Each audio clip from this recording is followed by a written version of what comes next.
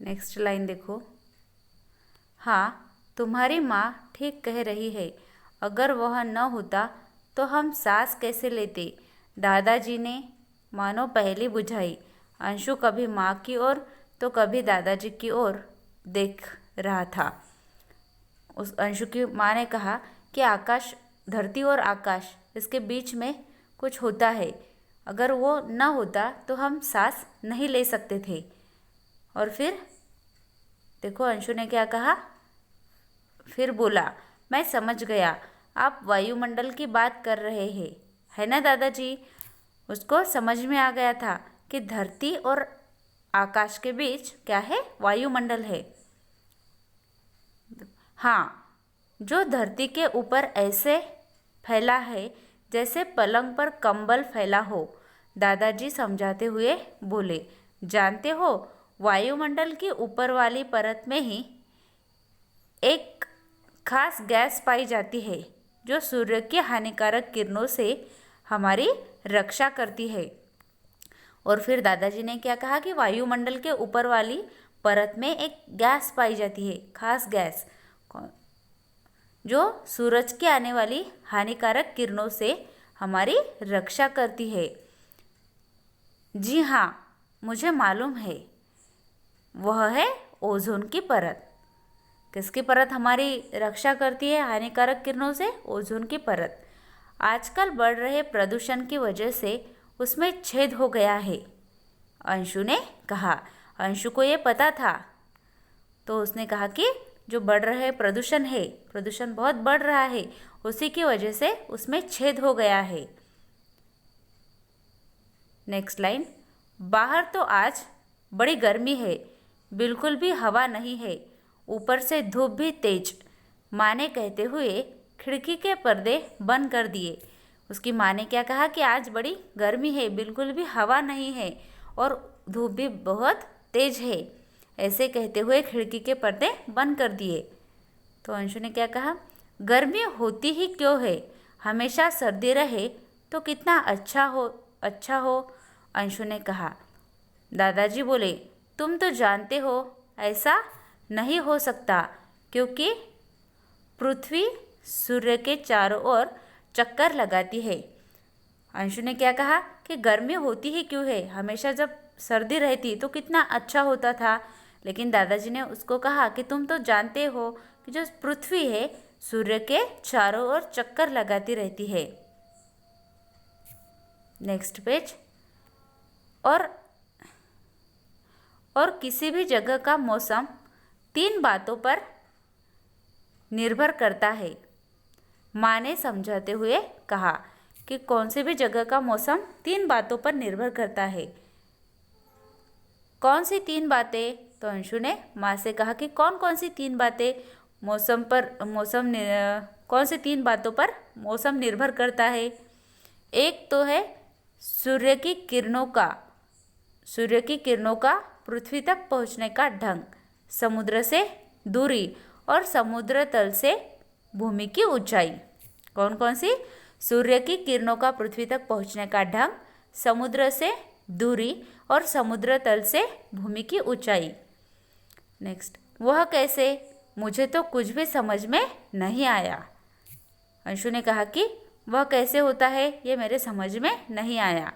माँ ने कहा, मैं बताती हूँ। जहाँ सूर्य की किरणें पृथ्वी पर सीधी पड़ती है वहाँ गर्मी ज़्यादा पड़ती है, और जहाँ सूर्य की किरणें तिरछी पड़ती है वहाँ वायुमंडल में फैले जाने के कारण गर्मी कम होती है। माँ ने समझाया। तो माँ ने अंशु को समझाया कि जहाँ पर सूरज की किरणें पृथ्वी पर सीधी आती है वहाँ ज़्यादा गर्मी होती है, और जहाँ सूरज की किरणें तिरछी पड़ती है वो किरणें वायुमंडल में फैलने के कारण वहाँ गर्मी कम होती है।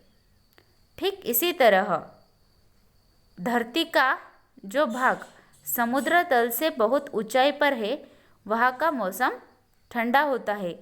दादाजी ने माँ की बात पूरी की। नेक्स्ट, दादाजी, बादल कहाँ से आते हैं? अंशु ने सवाल किया। फिर अंशु के दिमाग में एक नया सवाल आया, तो उसने दादाजी से पूछा, दादाजी, बादल कहाँ से आते हैं? तो दादाजी ने क्या बताया? तुमने कभी अपनी माँ को चाय बनाते हुए देखा है? जैसे ही अंशु ने दादाजी को सवाल किया तो दादाजी ने क्या कहा? तुमने कभी अपनी माँ को चाय बनाते हुए देखा है? तो उसने क्या कहा? जी दादाजी, देखा है, लेकिन इससे क्या संबंध है? संबंध है, देखो, तुमने देखा होगा जब पानी उबलने लगता है तो उसमें से भाप उठने लगती है, अर्थात पानी भाप बनकर उड़ने लगता है। जी हाँ, यह तो देखा है। दादाजी ने क्या कहा कि जब पानी उबलता है तो भाप बनती है और वह उड़ने लगता है। तो उसने क्या कहा? जी हाँ, देखा है। देखो, यहाँ पर एक चित्र में दिखाई दे रहा है,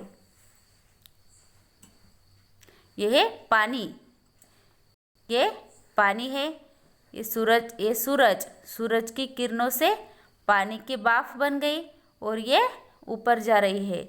फिर उसके ये बादल बन गए हैं, ये है बादल, और फिर बादल ठंडे होकर ये होती है वर्षा। इस तरह से वर्षा होती है। देखो, फिर बस इसी तरह सूर्य की गर्मी से सागर, नदियों और झीलों का पानी भी भाप बनकर ऊपर उठने लगता है। ऊपर जाकर यही भाप ठंडी होकर बादल बन जाता है, जो वर्षा के रूप में जमीन पर बरसने लगता है। यही सूरज की किरणों से पानी की भाप बनती है और ये भाप ऊपर जाती है, वो ठंडी होकर उसके बादल बनते हैं और फिर वर्षा होती है। नेक्स्ट पेज पर देखो, इससे पहले कि अंशु कोई अगला सवाल करता, पापा आ गए और उन्होंने कहा, तुम लोग पिताजी को यूं ही परेशान करते रहोगे या अब कुछ देर आराम भी करने दोगे? इस बार की छुट्टियों में मैं तुम लोगों को अंडमान निकोबार ले जाऊंगा। तो क्या हुआ?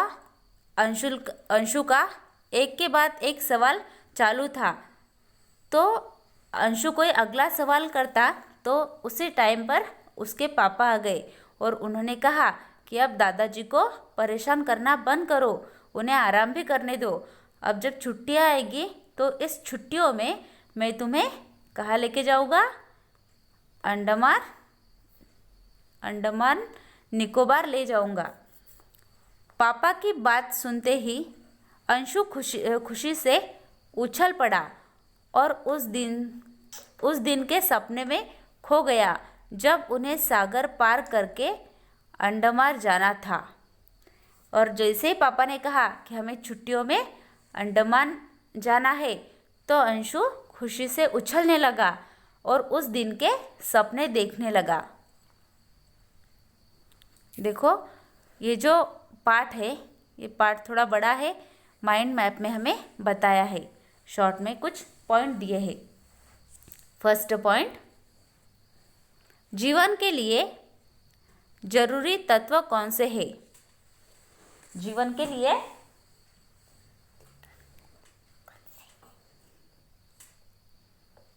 के लिए जरूरी तत्व कौन से हैं? वायु, अग्नि, जल, आकाश और पृथ्वी। ओके, नेक्स्ट देखो, सौर मंडल में कितने ग्रह हैं? 8। बुध, कौन कौन से ग्रह है? बुध, बृहस्पति, शुक्र, शनि, मंगल, यूरेनस, वरुण और पृथ्वी। इस तरह से 8 ग्रह है। थर्ड नंबर पे देखो, ओजोन परत क्या करती है? हानिकारक किरणों से हमारी रक्षा करती है। नेक्स्ट, मौसम किन बातों पर निर्भर करता है? सूर्य की